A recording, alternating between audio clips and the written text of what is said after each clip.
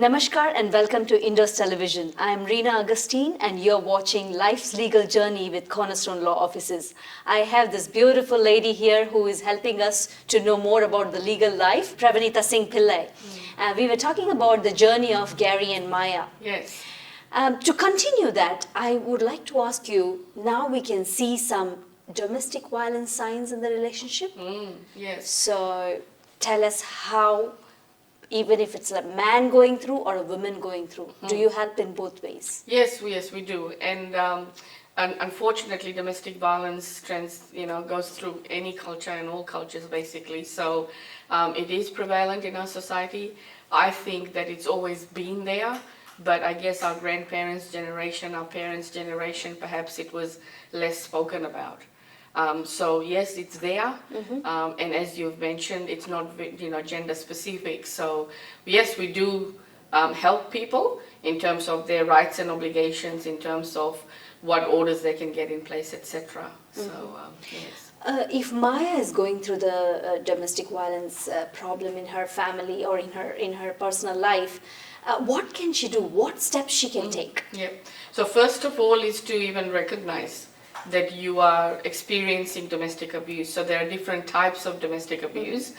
For instance, financial abuse, like if your money is being controlled, for instance, you don't have a bank account of your own. So Maya doesn't have a bank account of her own. Everything is controlled by Gary, and she has to account for every single dollar that she spends. That could constitute financial abuse. Then you're looking at emotional abuse, where it's all the controlling nature, isolation from family and friends. So there's all different types, and then the obvious ones are the physical, Yes. because you can see the injuries, I suppose. So there's various types. Now, Maya has to recognize that she's going through it, because that's the difficult part. That's is when you are in it, you feel that that's normal. Yes. And that's what people think is, oh, this is normal, there's no other difference. If they don't talk to anybody about it, then they think that's the norm. So what can she do about it? Well, first talk to friends, I guess. Talk to your GP, your doctor first. That's somewhere that Why GP? That's someone you can confide in. That's a third party. Because a lot of people won't want to talk to their friends about it. Yeah. Again, for various reasons, because nobody wants to talk about their dirty laundry, right? Nobody wants to talk about hurts and pains to people that they care about. And it's that fear of, well, what if he finds out that I've spoken to you about it? That kind of thing. Whereas if you tell your doctor, that's someone that is obligated to report it to the police and to give you the tools to help you, perhaps to connect you with the services that are available for counseling, or to apply to court for orders, etc. So the GP can be an independent third party that you can confide in to give you the resources. Got it. So that's important. So it's basically speaking up about it. So, Pravanita, you said that about the different various types of DV. Yes. So, when I think of DV, only physical came into my mind. You just pointed out the financial part. Yes. One would think it's a norm. Yes. So that the man is controlling the money, that's how we Yes. grew up. Yes. So tell me, what are the signs? Yes. Like, example, as you said, only one bank account. Yeah, so it's either not even a joint bank account. Like if you have a joint bank account and you've got a key card, right, a bank card, then you can't really be claiming that you have financial abuse because you have access to that money. Whereas, turn that around, you have a joint account, you still have the key card, but there's really no money in that joint account. He'll put money in, or she will put, and it's not gender specific, so there could be the wife is earning all the money and the husband is being controlled. Yeah. So in terms of, okay, I'm only going to put $20 in that bank account because you can go and fuel up. Or I'm going to put $50 or $100 this week and you can only go and buy groceries. But you can't spend that money on, a dress for yourself or something like that without my permission. Got it. So that constitutes financial abuse. That's financial abuse. Absolutely. Yes. Wow. Yes. And the other one which you said, apart from physical, was the mental abuse? Emotional abuse. Emotional. And that's difficult to prove, isn't it? Because it's all the belittling comments, you're worth nothing, you're not, you're nothing, you're this, you're that, or the other, all these words. Yeah. Words leaves scars, but leaves scars in an emotional way. And very hard to get out of it. Exactly, Yes. because you start believing that. Yes. You know, you start believing that you're nothing, you're worth nothing, and you don't know anything, you're stupid, that kind of stuff. So that's all emotional abuse, because you're being subjected to that every single day. You start thinking and believing that. That's right. And that's important to get counseling to get over that, because like I said, you know, physical, instantly people talk about domestic violence and you say instantly, well, where's the injury? But that's not the case, because emotional injury is difficult to see. Yeah. People get into depression, anxiety, people become suicidal, they start harming themselves. Wow. Or people isolate themselves Yes. from family and friends, you know. I'll give you an example. So this family I came across, a beautiful family, and the lady was going through the emotional stress. She shared and said that when I get ready, he questions me that why are you getting ready? Whom do you want to show off? Does that count as emotional? Absolutely. So As you it said, could- belittling. Exactly. So it's basically that person's, in that scenario, the male's insecurity. So instead of complimenting, that's his insecurity to say, well, why can't she look beautiful? Because the instant thought is, oh, is she having an affair? Who is she dressing up, dolling correct. herself up for? And I've had that situation where someone was not even allowed to wear lipstick. It was because, you know, it's like, well, why are you wearing lipstick and doing the makeup and things? Who do you need to look beautiful for? Well, why can't you look beautiful for yourself? That's right. And for your husband or for your wife, you know. So Absolutely. you know, in that scenario, so absolutely, it's the context in which it's Yeah. being said. Things like, you know, you're fat, you're ugly, you're just those comments. Yeah. You know, it's constantly belittling someone and treating them effectively like a doormat. That's you know, right. or coming home and saying, well, why aren't the children bathed and put to bed? Where's my dinner? You know, this demanding stuff. Yeah. And It's- both ways. But absolutely, both ways. ways Because it yeah, works. I mean, in our society now, in, you know, not just Indian community, but you have both people working. Gee. You have two people working, or you would have either the home daddy and the mummy's going out to work, because again, it depends on the careers and who's going to make more money, sort of thing. And you make a joint decision that one person's going to work more than the other. So it goes both ways. You know, or you come home and you say, well, what have you done all day? Nothing. Meanwhile, you've been taking care of the children, which is a Cleaning. 24/7 job. That's right. You don't get sick leave, you don't get annual leave. And can't get paid. Correct. It's unpaid full-time work. And it isn't considered as one of the most important jobs. Yeah, Thinking that absolutely. you're academic, you know, you're Yes. home doing nothing. Exactly. Yeah. So let's go back 3 steps back, saying that what are the steps that can be taken? So I'll repeat what you said. You can go and speak to the GP Yes. because the third party. Yes. Speak to your friends, but that's when I have to tell it's very hard. It is. Because as you said, Yeah. the social group Yes. and going out in the same community with the husband or with the wife and showing the face is really hard. Yes. So what can they do? So that's why you need to have a, you know, like I said, your GP is your very first contact, and they can hook you up with counselors. Okay. Then you have service providers like domestic violence specific counseling. You know, we have services like DV Connect, and that's Yes. available for men and women. DV You've got Connect. Lifeline. You know, you can call and talk to people. So I did have a phone call this week actually from someone that's going through that, and he's basically isolating her. So she's come here from abroad, and he's married her, and now the threat always is that, so he's physically abusive towards her, but she doesn't have any contacts here, no friends, no family, so that's that isolation. Yeah. And he's controlling in the sense that he's saying, if you go and report this, you know, you can kiss your migration application goodbye, you know, those kinds of That's- pressures. So that's emotional abuse. That's holding threats, basically. Threats, It's yeah. threats, yeah. The other thing to consider also, Reena, is when someone is making threats of committing suicide. So if I, you know, say to my partner, if you don't do this, that, and the other, I'll go kill myself. Yeah. That is emotional abuse on him. because that's threats I'm making. Thanks That's for clearing controlling. that out. Yes. So that in itself can constitute emotional abuse. People do that to get the work done. Exactly, or they get, that's controlling basically. Yes. It's I've got a matter at the moment where the husband's doing that, or the ex-husband, they've split up, and he's basically saying things, and he rammed into her car the other day when she took the child to spend time with daddy. He rammed into her car, then he sends her a text message saying that he was going to go and drive himself and commit suicide, and it's going to be all her fault. So that's emotional abuse. Okay. So again, How can it be avoided? Yeah. Well, how can it be avoided? You need to strengthen yourself through counseling on how to deal with it, because you can't control people's behavior. You can only control the effect you're going to let them have on you. So it's difficult. You can't do it on your own because you will drive yourself mental. Yes. And that's why these services are available, and you avail yourself of it, and you go and get the counseling and the advice, and you strengthen yourself. Of course, the other person needs to get the help, but you'll be the last person to say to them, you need to go and get help, something's wrong with you. Yeah. Because that's just going to explode the situation. That's right.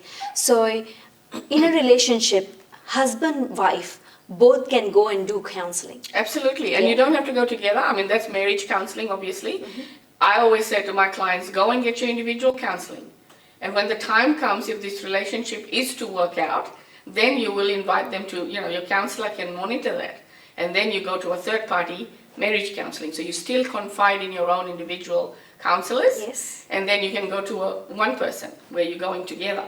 Because you need to be able to be open and honest with your counselor for counseling to be effective. That's right. And like I said, you've got men's line, women's line, children's lines, all these free services are available. So if you're desperate and you're going through that depression stage or just not knowing what to do and what answers to get, you pick up the phone and call. I mean, the lady I spoke to you about this week, she kept calling on WhatsApp because she didn't have credit on a phone, so that's another control.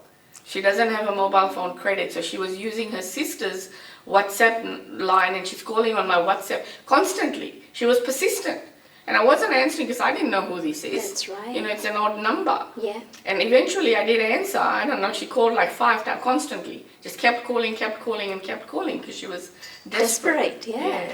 So I did answer the call and, gave her some context basically to connect her. And the language was an issue, so I connected her with someone that can speak the language and sort of interpret the advice I'm giving her.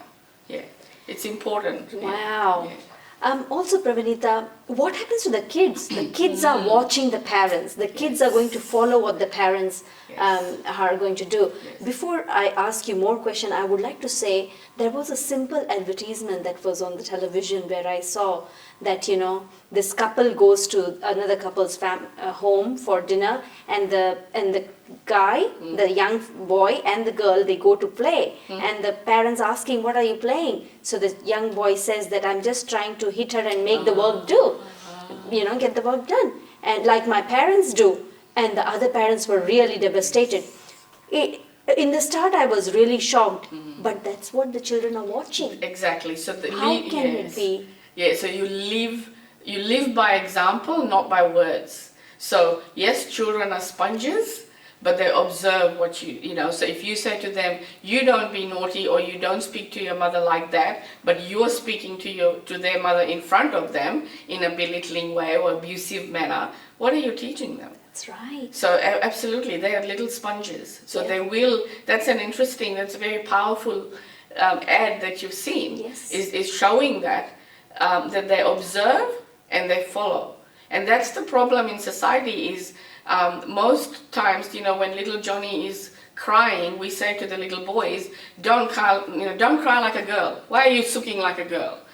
And that's what are we teaching them? We're teaching them to bottle up their emotions. That's right. So it's important that they be given the freedom to be little children. If they want to cry, they cry. Yeah. If they're hurting, they should say, I'm hurting.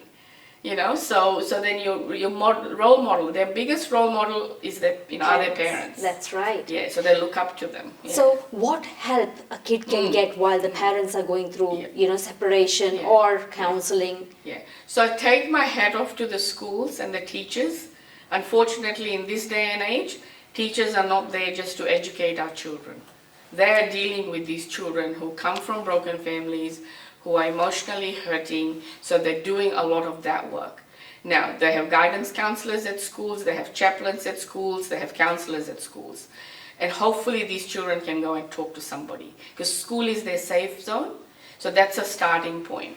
Because mommy will go and talk to her friends, daddy will go and talk to his friends or somebody. Who do the children speak to? That's right. Yes. So it's important, and again, there are age-appropriate counseling organizations. Now, you must not take them off to counseling without talking to each other, really, because it's a joint responsibility that you have. So you can't just be taking them off to sort of brainwash them against one parent. That doesn't help. Yes. Okay? So, but if there's serious abuse happening of the children themselves, that's a different story. You will call the Department of Child Safety, you'll call the police and all that sort of thing.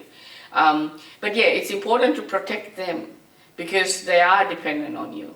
Yes. You know? So there are services available, Kids Line, Kids Helpline. Now we're seeing a lot of teenagers. There's a lot of cyberbullying. So leave alone the dramas in the home. Yeah. They're all exposed to the peer pressure, the social media. You know, our children are going through a lot Yes. in this society. So the last thing they need is parents bickering and fighting. That's right. Ladies and gentlemen, we'll be right back.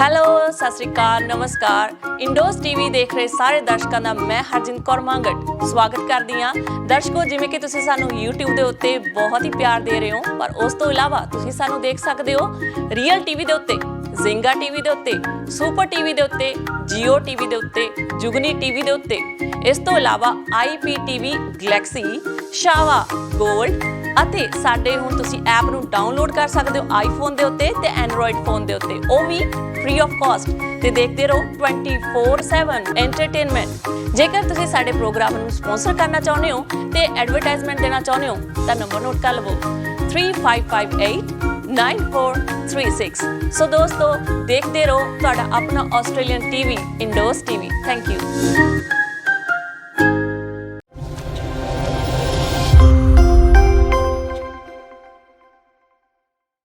Welcome back, ladies and gentlemen. I am Reena Augustine, and here I am with Cornerstone Law Office's principal, Pravanita Singh Pillai.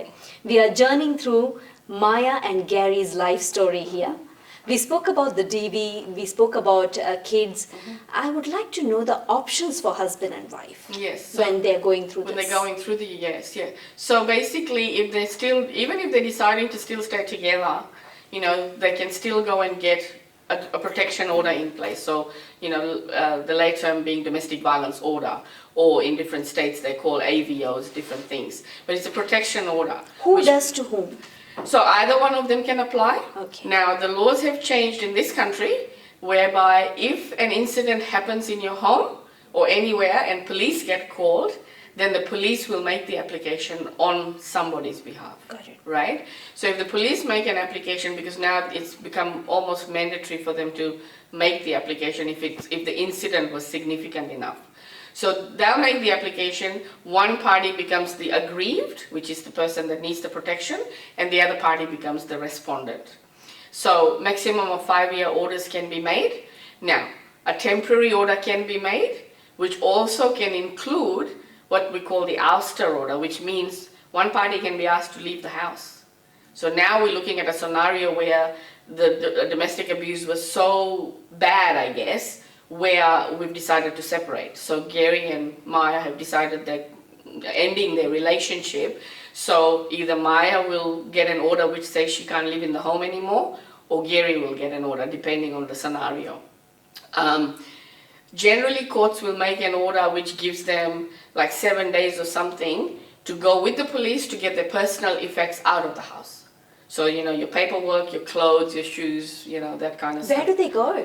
Well, again, so if the situation is that intense, then you have the domestic violence services providers who can put you in women's refuge or other sorts of accommodation on a temporary basis until, you know, you get funding to get proper accommodation for yourself, or you can try and rent a place for yourself. So the person who's being abused has to leave the house? Not necessarily, not necessarily. Yeah, so if the scenario is that bad where the risk is that high for them to come back home for any reason, then they can be put into a refuge, yes. But the other one is the ouster order, where you get a court order which says the perpetrator, the person who's accused of the abuse, the abuser, he or she gets removed from the house. And they have to find their own, or anybody helps them? Yeah, no, they'll They find have their to own. find their So own. typically it's a scenario of where one person is earning money and they can afford to either go and rent somewhere or they can move in with family. So those are the considerations. So look, courts don't easily make an order kicking somebody out of their house. That's right. So they have to take that into consideration, because as you can appreciate, whilst there are lots of genuine cases, there are a lot of cases where people are abusing the system, okay, and going around and trying to get these orders just to kick somebody out of the house. Because on that first instance, none of the evidence is challenged or tested, in the sense nobody gets in the witness box. So this is all on papers. So a lot of people, you know, will generally exaggerate the truth. I won't say lie, but you know, people do lie at times, but they will exaggerate the truth to try and get what they want. But again, on the other hand, there are lots of genuine cases where they need protection. Wow. So they can go and get the protection order, and like I said, if they're deciding that the relationship is ending, then the order will be in place, but you can still be in the relationship and still have an order in place. Okay. Okay. Pravalita, does counseling really help? Yes. So I'm a big advocate of counseling. Here's why. Like I talked about it before, it's either counseling for relationship counseling to try and patch things up, or if it's gone that far where you're going to separate, it still helps you empower yourself to move forward with your life. You know, you have relationships going from, you know, could be a short-term relationship to long-term relationships. You know, 20, 30, and my record is a 44-year relationship, marriage breaking up. You know, and that's a long time to sort of, you can't just write it off like that. So counseling helps individuals empower themselves to move on with their lives, basically. So, because, you know, as they say, a relationship breakdown is just like death. You go through the same cycle. You're sad, you're angry, you're upset, you go into depression, you know, all those cycles. So if you don't get the help through counseling, then you're going to carry that on to perhaps your next relationship. That's right. That's when another problem starts. Exactly. So And it's a you cycle. And you start doubting the other new relationship. Absolutely, Yeah. because you're carrying your baggage. Yes, yes, that's why they say you Yes. always have to. Deal with it. That's right. Yes, Yeah. deal with the issue, and then you're going in with a clear head. Yes. So absolutely, counseling, I'm a big advocate of counseling. Wow, thank you very much for that. The other most important question is, now Maya and Gary have business with them, Yes, okay. right? And they have a third party business person also involved. Yes. So now the relationship has gone haywire. What happens to the business? Yeah, very good question. So if you've got an order in place, if it's a simple order that says you have to be of good behavior to person X or Y, you know, Gary has to be of good behavior to Maya or Maya to Gary, can they continue to work together? Yes, they can. When the order is in place, it's still a civil matter. It's only if one of them breaches the order. So if the perpetrator breaches the court order, it becomes a criminal offense. The other thing is the order might say that you can't contact the other person at all, that you can't come within 100 meters of that person. Well, then obviously they can't work in the business together. So all, you know, that's important to go and get legal advice in terms of, yes, you don't lose your rights to any business income. You don't you lose your rights in terms of the business being an asset of the relationship, but it's not safe to be going there to work. So you need to go and get legal advice. And you've asked about if there's a third party business owner as part of that. Part of Well, this. they are coming into this mess then, aren't they? Yeah, It just has to be dealt with in the right way, and you go and get legal advice. legal advice. But you know, people ask, Rina, if I leave the house, am I going to lose my right to the house? They don't. Okay. They don't. It's safety comes first. Your mental health comes first. Yes. Your children come next. You know, then you can deal with property and Right. divorce. Yeah. So you look after yourself first, and then Absolutely. everything else. Like in the flight attendant tells us that Yes. wear your own mask Best, first, yes. helping the others. Correct. Okay. Yes. Thank you so much, Pravanita, for all these amazing information, You're welcome. because people do not talk in the community because of the society pressure. Yes. If our viewers are listening, it is really going to help them. Absolutely. And what's important also, Rina, is don't be bystanders. It's not only like, we would see things happening, and I think you can see on social media they have, these videos and things where someone is being abused, like they're doing tests, right? So if a man is abusing a woman, does the person interfere? And if a woman is abusing a man, does any third party interfere? These are interesting tests, people. So what I say is, don't be bystanders. Report it.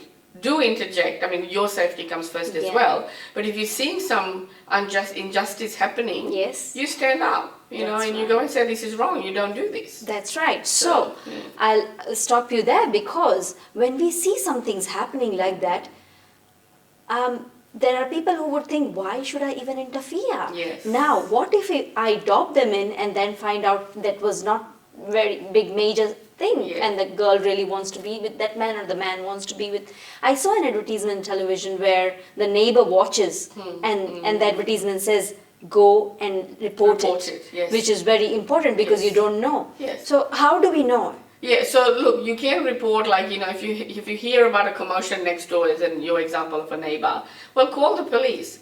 They will come in, and you can make anonymous phone calls. If you're concerned about your own identity, well, make anonymous phone calls. They will come and do what's called a welfare check, and sometimes that's enough. That's enough for a drama to not occur again, because that person, the offender may know that the person they were abusing didn't call the police because they're in the middle of the fight, right? So they know that third parties are watching and that someone's reported, and maybe that's enough. That's right. For them to, pull themselves up. Yeah, so absolutely report, and let the police do their job, and they have a tough job. But to me, if you're being a bystander and not doing anything about it, well, then you're just enabling the abuse and things like that. Yes. So the other most important question is the kids. Yes. Right? So if the kids are being abused, or the parents are abusing the kids, a third party can inform it. Yes. Yeah. Well, you're not supposed to smack the children anymore. That's right. Pretty sure you and I grew up in another another era where we did get smacks and we turned out all right. Yeah. But anyway, physical discipline is not accepted nowadays. Yeah. I guess it's the extent of it. A little smack on their hand for being naughty or whatever, that's different to really hurting them, because there's other ways to deal with it. And people do, I mean, you'll see people in the shopping centers, and like if a parent is abusing a child, language is always an issue, like they're swearing and things like that, treating, and then you go, oh my goodness, you cringe. What are you teaching the child, poor child? But if they're physically abusive, then you could interfere and you could say stop that, or what, and nowadays you've got police stations, kiosks, etc., in shopping centers and things. Yes. Yeah, and I think you need to have the courage to go and sort of say that's wrong, or even just I don't know, just say it and walk away or whatever, because you don't want to get abused either. Yes. But these are children we need to protect. That's and I right. think sometimes it is just standing up to people to say that's wrong. Yeah. So in the end, would you like to tell our viewers gist of everything and what they can do? Yeah, so again, going back to don't be bystanders, and it's important to recognize, whether you are in that situation, to get the help. The help is out there, you just need to speak up. And first of all, start standing up for yourself, because you deserve, whether you're a man or a woman or a child, you deserve to be treated right. And basically, you stand up for yourself first, but if you can't, then you get the help that's available. And like I said, there are plenty of resources. There are women's lines, men's lines, kids' lines. And be good listeners and be observant. We live amongst people, we live in communities. We've got to keep our ears and eyes open and stand up to any injustice. That's right. Ladies and gentlemen, if you have any questions, log on to www.cornerstonelawoffices.com.au, and you can also follow Cornerstone Law Offices on Facebook. And if you have any questions, just send us information, will be given to you. Thank you very much, Pravinita Singh Pillai from Cornerstone Law Offices, for sharing all the information. Thank you, Reena. Thank you. Thank you.